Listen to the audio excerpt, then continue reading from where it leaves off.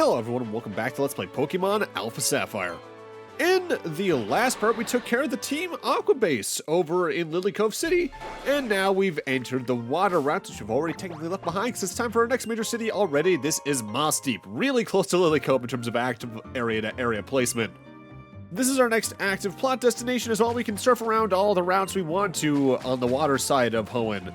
We can't get much else done until we actively beat the gym here. Which actually, on that note, something I've only just now kind of realized about Hoenn's pacing that's pretty neat. Hoenn's really good about putting towns between cities that actively have gyms, by and large. The only case it's not really true, by and large, is technically Petalburg, if you want to look at it like that, but you could maybe argue Verdanturf's there for that. And Rustboro into Dewford is also very immediate. All the others have at least one notable town you visit between them as a little in-between point, which, I won't lie, does make for pretty good pacing. There is part of me that does prefer how straightforward things can be in the more linear regions when they handle things like that way, but ultimately, I still like how they handle it here. So for talking to this kid, we get a King's Rock. This is a held item that makes it so that any move that Pokemon uses has a flat chance of causing an opponent to flinch, assuming I believe it's a physical move. While I'm going across the area and grabbing some items and all that, worth noting there's one specific house here, I think it's the one I enter after this next one, that has had its purpose change in every release in Hoenn. It's largely known as the Backdoor House, I believe, to fans. In Ruby and Sapphire, if you used any e-reader cards with the game, special traders for that would appear in its back room. Here in Omega Ruby and Alpha Sapphire, if you scan a QR code for a special secret base, namely one usually belonging to a notable staff member like Masuda himself and alongside a couple of others, their secret base will be behind that door. Over in Emerald, though, that house instead became a secondary game corner of such, but not one with slots and all that for the gambling stuff like back in Mauville in the original Hoenn. Instead, in here was a game corner that allows you to connect to Fire Red and Leaf Green to play specific minigames. We've actively technically seen that game corner before as well if you watched my Fire Red LP all those years back, as it was located over in the Sevi Islands. Most of that information isn't super relevant to this LP, but I'm gonna note it all the same because it's one of the few times where the purpose of an area is different in every release of Hoenn rather than just being different in Ruby Sapphire / Omega Ruby Alpha Sapphire to Emerald, because Emerald was so unique in that regard. Otherwise, there's one other place we should note while we're here, even though we can't really do anything there at the moment, and that's namely the main building outside of the gym of this town, the Space Center on the very northeastern corner. Huh. You know, I think the last time I saw this many Hex Maniacs in the same place was about 20 minutes ago when I scrolled through social media. The grip that this design has had on the internet for, what, over 10 years at this point is remarkable in some regards, honestly. If you know, you know. And if you know, that means you also unfortunately know. Before we check out the Space Center, though, there's one other house we want to take a look at. I think it's roughly about on level where I am right now. So we can do the second step in a 3-step side quest we started all the way back in Fortree. Notably, you might remember that one guy who sent his Wingull off. Well, there's the Wingull. I think I may have misspoken when we got to that point earlier in the LP and said that we'll be resolving that in the next major town. And that's technically true when it comes to gym badges. But no, technically speaking, the next major town after Fortree would be Lily Cove, and we do nothing with that side quest there. So now we can actually head back to that dude over in Fortree and get a little bit of a reward, but we'll do that in a few moments after I explore the rest of this area. So worth noting, here in Omega Ruby and Alpha Sapphire, the Space Center has its own little rocket launch pad behind the area. That wasn't a thing in Ruby and Sapphire, but there was a version of it of sorts in Emerald where you could see the nose of the rocket and the, I think it's called like a launch crane or something like that, the structure it's on, holding it up. Behind the area, but they actively added just a full-out launch pad for it, which I do like the look of. It does make this town feel a little more distinct than it did in Ruby, Sapphire, and Emerald. For Omega Ruby and Alpha Sapphire, though, for right now, this place is just set dressing. There is an event here way later down the line, but that's effectively in post-game at that point. Though notably, if memory serves at least, Pokemon Emerald did have a required plot event here against one of the two teams. I don't even think I've talked about this. While Team Aqua and Magma are both in Ruby and Sapphire and Omega Ruby and Alpha Sapphire, in Emerald, they're both actively doing stuff at once, leading you to actively go up head-to-head against them both as you go through, to the point where there's actually an entire sub-dungeon they add that is a completely unique home base for Team Magma over in the Jagged Pass. Which, I think that was something I actively did wish they had here in Omega Ruby, Alpha Sapphire, only because it'd be a little more visually interesting if their bases were in 2 separate locations rather than just doing the split over in Lily Cove, but oh well, not that big a loss, I suppose. Another thing of note here in Mossdeep is that if you talk to this fisherman, you can finally get yourself this Super Rod, the best fishing rod in the game.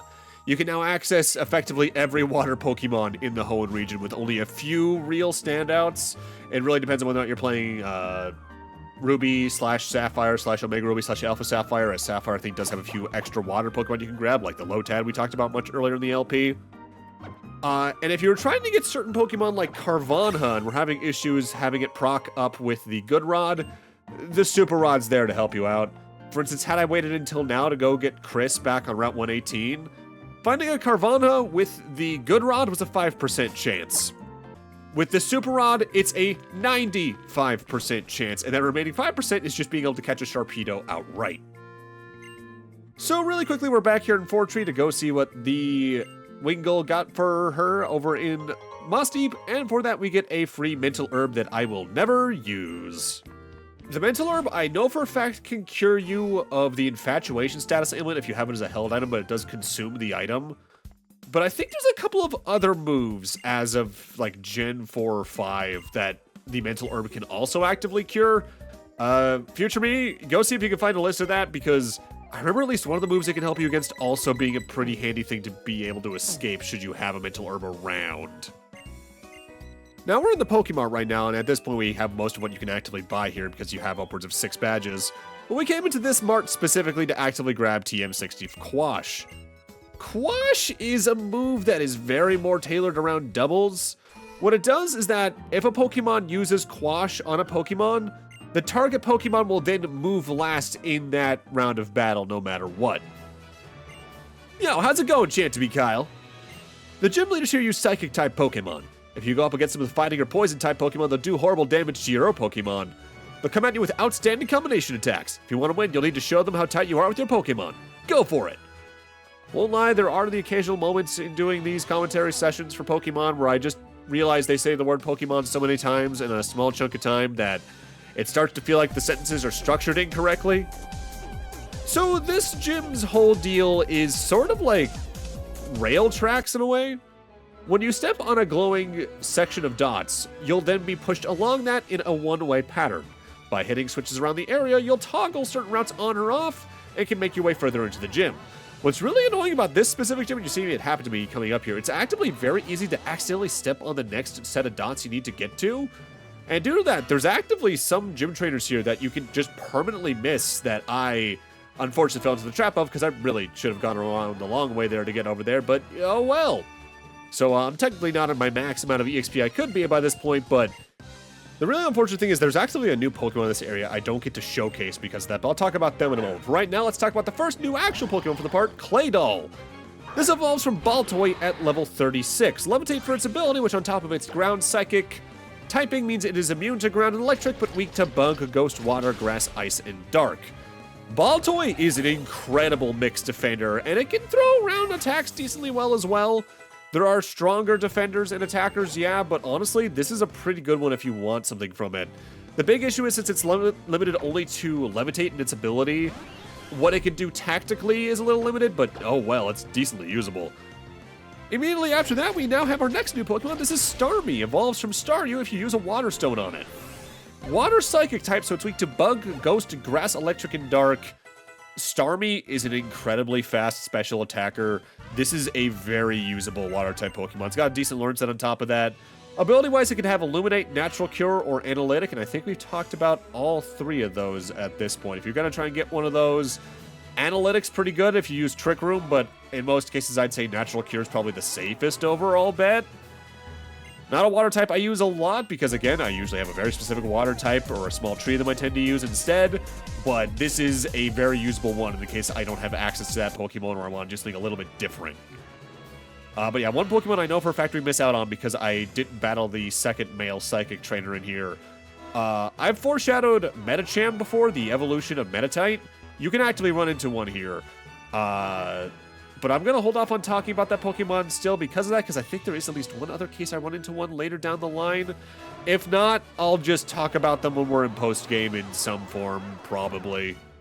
For right now, it's already time for our 7th gym badge. We're getting there in the game's plotline.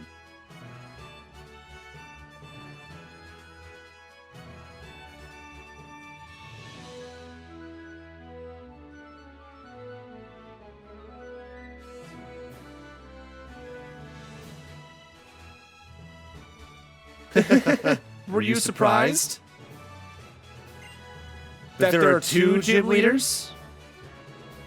We're twins!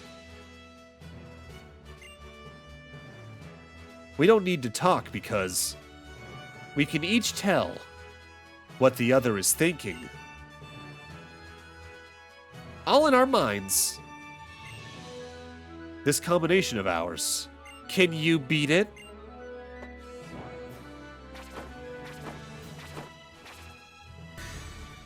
While the occasion where we fought Shelly alongside a Team Aqua member earlier in the game is the first instance of this, Liza and Tate are the first major boss fight that's an active double battle. And in Emerald, they could definitely be annoying. Not so much here because they only have the 2 Pokemon. We got a Solrock and a Lunatone here. They both got Levitate for their abilities, so they're both immune to ground, like we mentioned when we actively first ran into these Pokemon.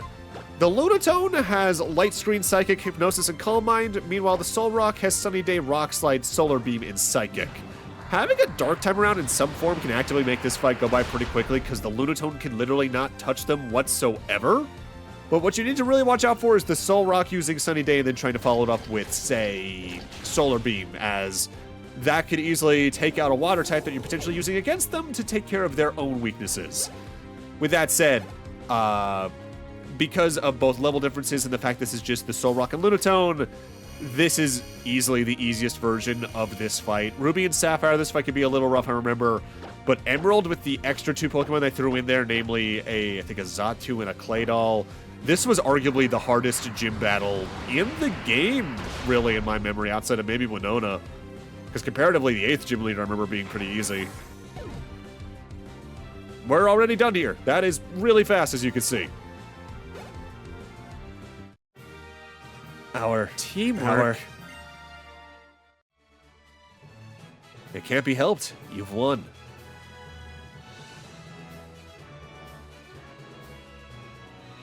So take this in recognition. 7 badges down in 20 parts, and in all likelihood we'll have the 8th by the end of the next 5 or so. The Mind Badge has the power to make all Pokemon up to level 80, including those you received from other people, obey you. It also enables Pokemon to use the HM move called Dive. And take this, too. And we get the TM for Calm Mind, which we've been able to use for a while via just what Gardevoir had, but hey, it's nice to have. Calm Mind comes from relaxing your mind and concentrating. The Pokemon's special attack and Pokemon's special defense will be heightened by this move. It's a perfect move for Psychic-type Pokemon. Looks like the bond between you and your Pokemon is far stronger than the bond we share as twins. But you'll go on from here to form even more bonds. That's the future I see for you. There may be a harsh ordeal ahead of you and your Pokemon, but that's alright. You and your Pokemon aren't alone. You have each other. That's why we want you to face whatever troubles may come your way, head on and full of courage.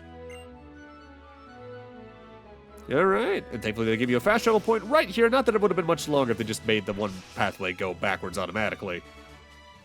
So we still don't have a good idea of where Team Aqua could be, so I guess at this point we can just start heading towards where the 8th gym is. Hello, Earthquake!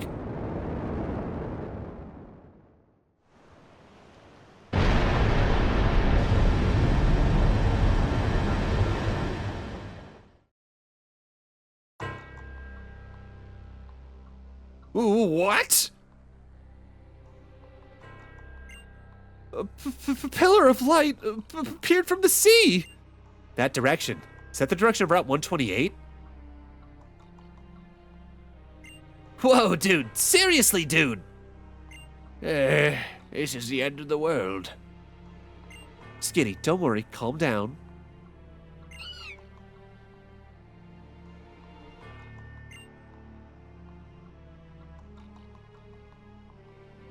Whoa, that was like a total shocker. What the heck was that? That big fat pillar of light? It totally came out of here, didn't it?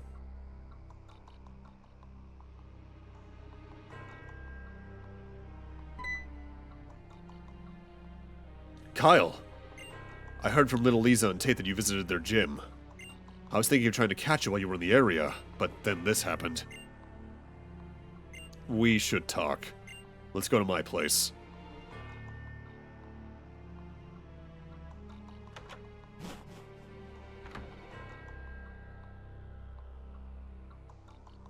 Ah, yes. I suppose I should welcome you to my home. Please forgive the rather sparse decor. Now, where to begin? Let us take a moment to understand what is happening to our world right now. That rumbling that shook the earth just now, the earth drum rupturing explosion we heard.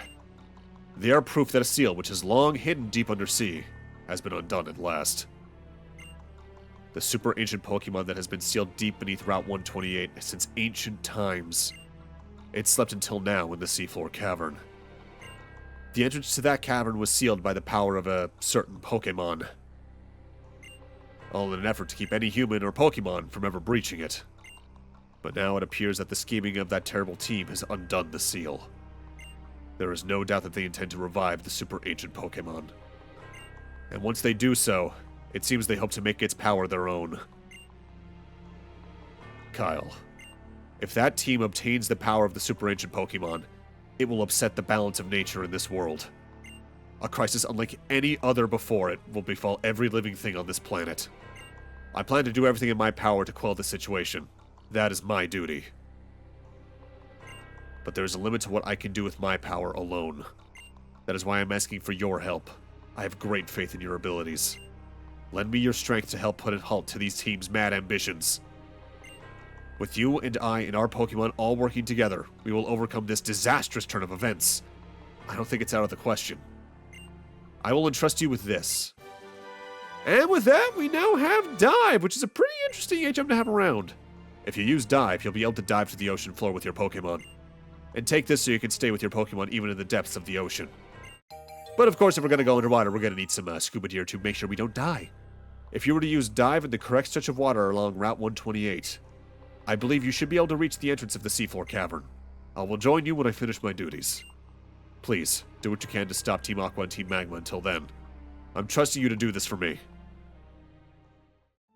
But it's interesting, he actively brings up both teams by name there as if they were actively both doing things here. I get it's probably largely just so they have a single set of dialogue that can apply to either version.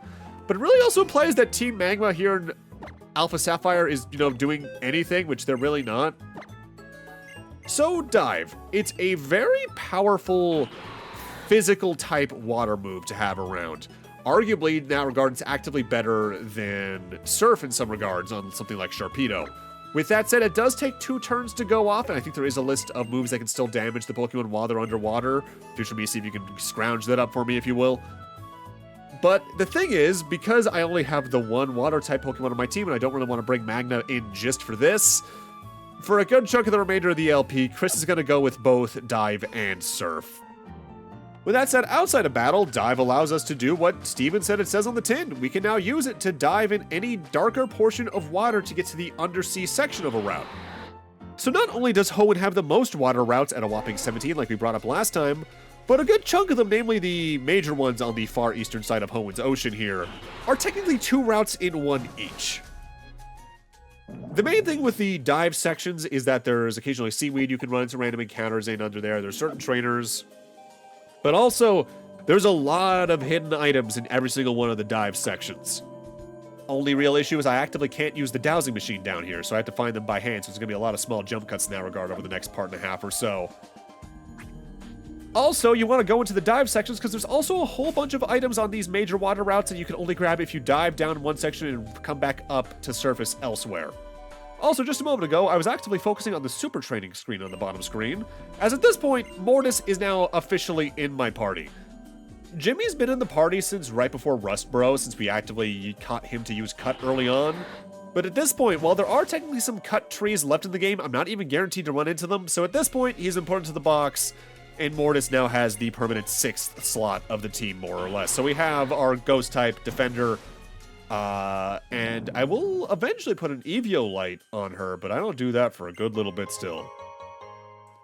The major thing you'll be finding underwater as hidden items are the shards I talked about at the very end of last part. So if you want to get any of the 4 key evolution stones that have been around since Kanto, you can actively find the shards to trade them in over at that hut on Route 124 here. Now, I'm specifically going to a underwater section on the very northwest of Route 124 to start here. Because not only is that the first place where we can actively catch Pokemon underwater, but there's actively 2 Pokemon I want to catch there on top of the trainers that are over there on the items. Now, you don't need to do this right now, but I'm doing it right now just so I have it taken care of. We'll talk about what Pokemon those are in a few moments, though. If you know Hoenn pretty well, you probably know exactly which ones they are and why I'm doing this, but if you don't, hey, that's a neat little surprise to keep you busy until later. Not for nothing, though. I've already mentioned that I generally like this region's soundtrack, especially here in Omega Ruby and Alpha Sapphire, where the trumpets aren't nearly as everywhere and grating. The underwater theme has probably been my favorite song in this game for exploring since I was a kid playing the original Ruby, Sapphire, Emerald. It's just so weirdly soothing compared to a lot of the other route themes in the game, so I just really like it because of that. Alright, first up we got a new Pokemon down here. This is a Clamperl. Pure water type, so it's weak to grass and electric. Clamperl has some okay defense for a first stage Pokemon, but it's very slow. The weird thing with this Pokemon is that while it's got a good learn set, evolving it's a bit of a task, as not only is it a trait evolution, this is the rare Pokemon that has 2 different trait evolutions depending on what item it holds when you trade it. It can either hold a Deep Sea Tooth, which you can get in a couple places across the game, but most notably in the original game, randomly held by wild Carvanha or Sharpedo at like a 5% chance, or a Deep Sea Scale, which is held by a lot of the other random underwater Pokemon, like some of the ones we're going to be running into in a few moments. Also notably, a 5% chance. If you give it the Deep Sea Tooth and trade it, you get a decent physical attacker with some good physical defense. And if you give it the Deep Sea Scale, you get a decent special attacker with good physical defense. I personally prefer the special attacker line one, if only because from my memory, it takes better advantage of the learn set that the line can get. But the other one's also completely usable and fine, especially post Gen 4 because of the physical special split. Here's actually one of the Pokemon that can have a Deep Sea Scale right here. This is Chinchou, a Gen 2 Water Electric Pokemon, so it's weak to ground and grass. Chinchou, for a first phase Pokemon, has decent HP, but its learn set is alright. Can either have Volt Absorb, Illuminate, or Water Absorb for its ability. I think the only one of those we haven't talked about yet is Volt Absorb, which absorbs electric attacks into your HP. The big thing is if you evolve it, and speaking of the evolution, here it is. This is Lantern, evolves from Chinchou at level 27. Same type, so still weak to ground and grass. Lantern has a very high HP stat and some decent special stats to do some attacking with as well. If you're looking for a tank that can do some decent damage, you could do a lot worse, honestly. I like this line a lot. I've used it a couple times, I think, over the years, but again, water types, I have my very distinct preferences with what I tend to use. Before we move on, though, I should talk about Clamperl's abilities.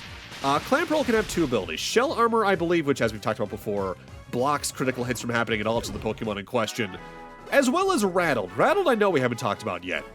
What Rattled does is that if Pokemon with that ability are hit by either Bug, Dark, or Ghost-type moves, their speed is increased by a single stage. Worth noting, in the rare case there's a move that can do multiple hits in those types, each hit will proc the speed raise, so you can get some pretty fast speed pretty quickly using that, depending on what you're being hit by. I think there are other Pokemon that are better at using it in my memory, but hey, it's perfectly fine.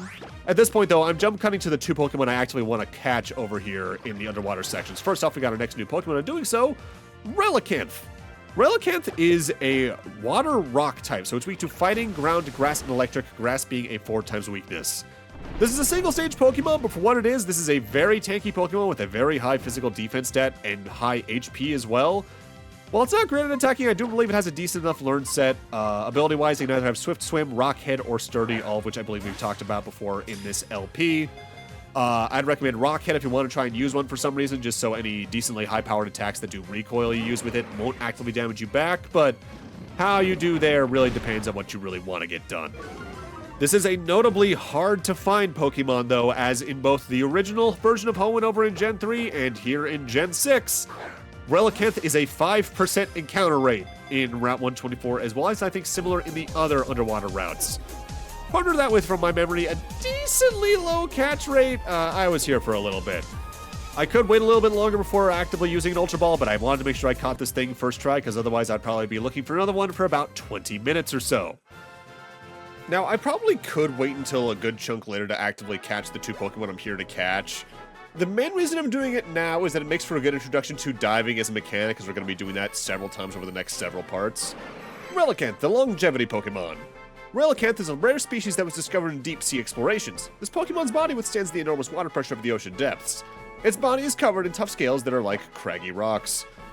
Relicanth is also a Pokemon I've always thought just had a really neat design, in that they actively do a good job of making it its own thing and not just distinctly the fish it's based off of, the once thought to be extinct coelacanth, but I think we figured out that they were actively still alive in various forms, I think in the 50s, somewhere about there?